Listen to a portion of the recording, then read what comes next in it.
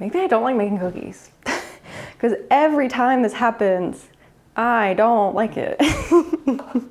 What's an easy fall treat I could whip up with a breakfast staple? Betty Crocker's answer, oatmeal cookies.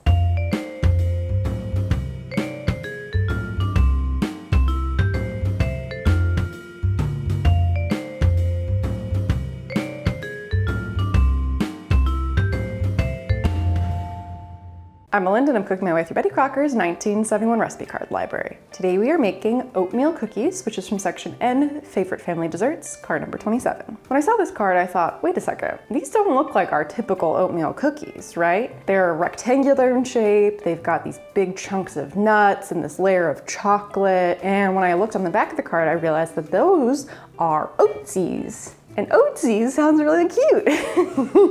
So I want to make them. And that's what we're doing. We're basically making an oat-based dough, baking it in a square baking dish, and then topping it with chocolate and cutting it up into bars. I think they're going to be really delicious and really easy. There's also a recipe for oatmeal shortbread on this card, which seems like your more traditional oatmeal cookie with just like butter, sugar, vanilla, flour, oats. I think it'll be interesting to kind of test these two recipes side by side, which both use just like old-fashioned oats as the main ingredient, and see which tastes better, which has a better texture. Do we go more traditional or do we go more, new wave with these Oatsies? I'm excited to compare them both side by side, so let's get started. All right, we're gonna start by making our kind of traditional oatmeal cookie, oatmeal shortbread dough. And in order to do that, we have to mix together the butter, sugar, and vanilla until fluffy. I've been trying to get it to soften in the microwave. This is a cup of butter. The last time I made cookies that had butter in it, it was not soft enough. I was not gonna let that happen again. Now to the butter, we're gonna add half a cup of brown sugar and 1 teaspoon of vanilla. And we'll just mix this with the hand mixer until it's light and fluffy.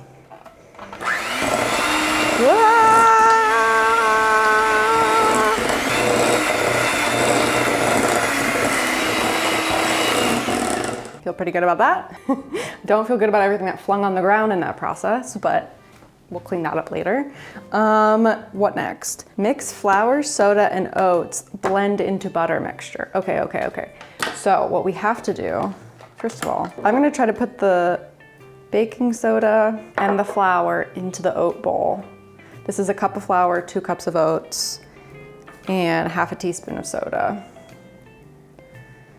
And we're just gonna, use a fork to try to blend this together and try not to make a mess. Okay, yeah, all right. Is this blended together? Blend into butter mixture. Okay, so now let's try to get some of this good stuff off of here. We're gonna slowly put the dry into the wet. We're now gonna cover this and chill it in the fridge for 1 to 2 hours. I believe that's probably to get the oats to kind of soak up some of the moisture from the butter, and also for the butter to re-solidify so that it's easier to roll out and cut into cookie cutter shapes. We're gonna let this do its thing in the fridge. Okay, for the Oatsies, we have another 2 cups of oats here, and we are going to start by mixing the oats and the half cup of brown sugar. I'm just gonna use another fork for this. I'm gonna break up that sugar and get it integrated into the oats. Now we're gonna stir together the half cup of melted butter with the teaspoon of vanilla, half teaspoon of salt, and 1/4 cup of dark corn syrup. This is gonna be the thing that sticks all the oats together. I'm just gonna kinda stir this up with the spoon. I'm assuming the heat from the melted butter will kind of loosen the syrup a bit, but I'm not sure how well they're gonna integrate. All right, now we're gonna mix the liquid into the oat and sugar mixture. This one is definitely more of like, if I had to say it, like an oatmeal bar, like a granola bar kind of vibe. I feel like there's no flour in it, so it's not gonna really feel like a cookie or a cake. It really is just gonna be like baked oats with chocolate on top. That sugar seems to have melted from the liquid, and everything feels pretty well coated. So now we're gonna take our greased 9x9 baking dish and just dump it all in. Make sure we get all that good stuff from the bottom. Because brown sugar and butter basically makes kind of like a butterscotchy, caramely flavor. So I think that with the oats and the chocolate, it's gonna be delicious. 9x9 seems like it might be a little big. I would have done this in an 8x8, but it's fine, it's fine. So now we're just pressing the quote unquote dough evenly into the bottom of the pan. I wouldn't call this dough necessarily, this is just oats coated and stuff. I'm trying to make sure there's just like no gaps in the bottom. This reminds me a lot of these cereal bars we made last year, I believe. A similar methodology. Well, all right, so we're gonna go ahead and put this in the oven at 400 degrees for about 8 to 10 minutes, or until the top starts to bubble, and then we'll pull it out and let it cool. All right, our Oatsies are out of the oven and cooled a little bit. It's just kind of giving one giant granola bar texture. And I have some chocolate that we melted on a double boiler, and we're gonna go ahead and spread the chocolate all on top of the oatmeal bar situation. Gotta do this fast before the chocolate starts to harden again. Again, it feels like the 9x9. It's kind of big. Do I have enough chocolate to cover it? We'll see. Trying to work very fast and efficiently, trying to get into all these crevices. Then the last step is to sprinkle the nuts on top of the chocolate. Just want a nice even distribution like you can see on the front of the card. Just like a few big nut chunks on each rectangle. All right, now these go into the fridge to chill for about an hour, and then we will cut them into the bars. But in the meantime, let's start baking our shortbread cookies. All right, so our shortbread dough has been chilling for a couple hours, and it's actually rock solid. So how are we gonna roll this out? That's the question. How do I even get out of the bowl? It's another question. There's a big chunk. Okay, this does not bode well. Suddenly, I'm worried. Does this look like dough to you? Or does this look like a pile of dirt? I guess we're gonna smush it like this until we get something. We must remember this is just a pile of butter and oats. Because I've never made oatmeal cookies before, I don't know what I'm doing. Like, what am I looking for here? What's normal? What's abnormal? Maybe I don't like making cookies. Because every time this happens, I don't like it. Okay, now the recipe says cut into 1.5-inch rounds or other shape. So I thought square, that's another shape. I have this square cookie cutter I bought for a different cookie we made on the channel. And I thought, I don't know, square could be fun. I literally just thought square could be fun. So we're gonna do squares. Is it 1.5 inches? Again, I don't know. This looks like more like 2 inches, if I had to guess. Whatever, they'll be big cookies. In my heart of hearts, if you asked me how to make a oatmeal cookie, I would have said that you'd like make balls of dough, not that you cut them with a cookie cutter. But hey, we'll see if this works. All right, I've got 16 cookies that are square-ish in shape, and we'll see what happens in the oven. We'll see what happens. It'll be kind of a fun mystery. They're gonna go in the oven at 350 for 10 to 12 minutes, and then we'll be back. How did a typical animal feed become one of the most convenient and filling breakfast dishes in America? Return to the tube of Quaker Oats. Back in the day in America, oats were more often used as feed for horses, but over in Europe, it was incredibly common to eat oats as porridge. So when a man named Ferdinand Schumacher immigrated to the United States from Germany in 1851, he brought with him a unique oat processing technique so that the oats cooked more quickly than the traditional cut, and opened his own oat mill. The military began using these Quaker oats to keep military troops fed during the Civil War. And slowly, the bowl of oatmeal became more popular in America. More oat processing mills popped up in the Midwest and eventually conglomerated to form Quaker Oats in 1901. So who is the Quaker Oats man? Well, one popular theory claims that it's the founder of Pennsylvania, William Penn, who was a Quaker. But the truth is, the owners of the mill called their company Quaker just because they wanted to be associated with honesty, integrity, purity, and strength. Then they had a man drawn up to match this Quaker ideal.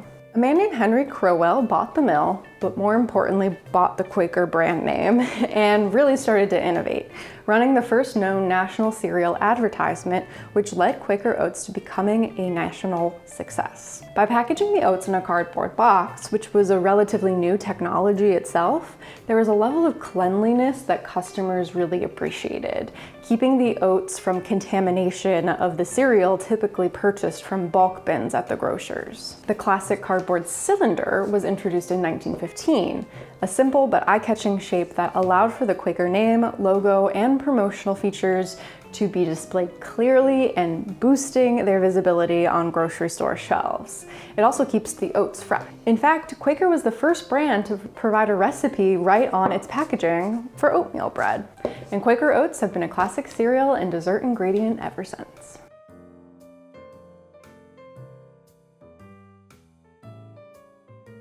Okay, while we're waiting for our oatmeal shortbread to cool, we can plate our Oatsies.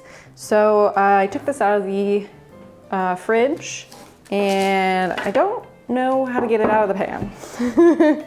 I guess I'm gonna try to loosen it on the sides, but it is hard in there. I did grease this pan before we baked it, but I thought I could potentially like lift it out and onto this wax paper to cut. But now I wonder if I have to cut it in the pan, which I don't love doing. I don't want to scratch the pan. Types of things are also interesting because the chocolate isn't tempered. And so it is gonna start to melt. Ooh, the corner's lifting. So what happened was, I tried to get the corner out. The first piece is always kind of a mess, but it just kind of came out in a crumble. But now I have leverage if I wanted to cut the rest of them out. I basically got 6. I'm gonna get 12 out of this pan instead of 32.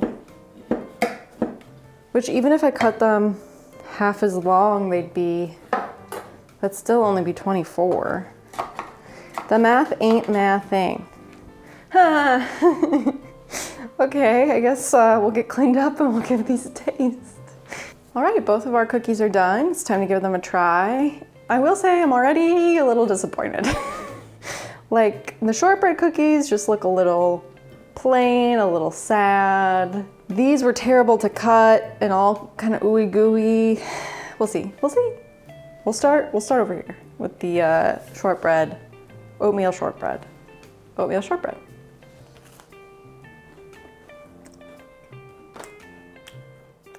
Yeah, it's just kind of boring. It tastes like a sugar cookie with oats in it. Could really use some nuts or some raisins or something. Yeah, it's just kind of bland, kind of blah, kind of flat. Let's now try an Oatsie. Didn't even pick it up. It's falling apart as I try to pick it up.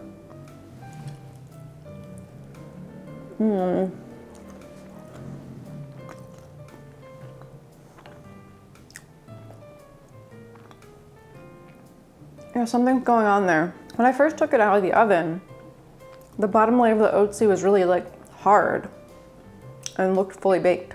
And then you put it in the fridge with the chocolate on top, and you can kind of see like the oat is just like getting gooey. It's almost as if it was just like oats dipped in maple syrup or something, and it's just like sticky and wet, and it's falling off the bottom of the chocolate. It's not good.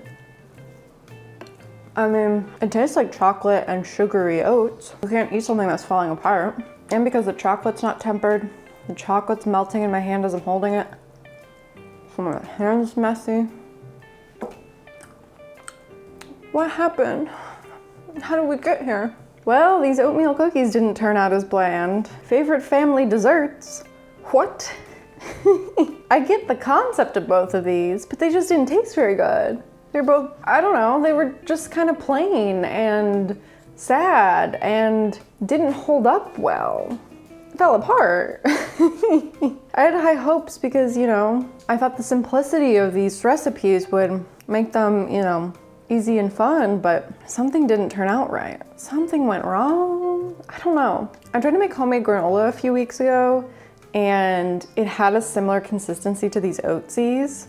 And I thought I just did something wrong. Like I was trying to half the recipe and maybe I did the math wrong on one of the ingredients because it was just like kind of like gloppy and like kept just like falling apart, and it didn't get hard and crispy. And that's exactly what happened with the Oatsies. I thought they would get hard and crispy like a granola bar, and instead they're just like really gooey and floppy and messy. And I don't think that these would be a very good treat to give out if they're just incredibly messy. So I think I have to give both of them, because of the messy factor and the boring factor, 2 out of 5 red spoons. Okay, back in the box. Thank you so much for watching. If you enjoyed this breakfast item turned cookie bar, might I suggest watching cereal bars and snacks next? Give this video a thumbs up, subscribe to my channel if you aren't already, and until next time, happy homemaking.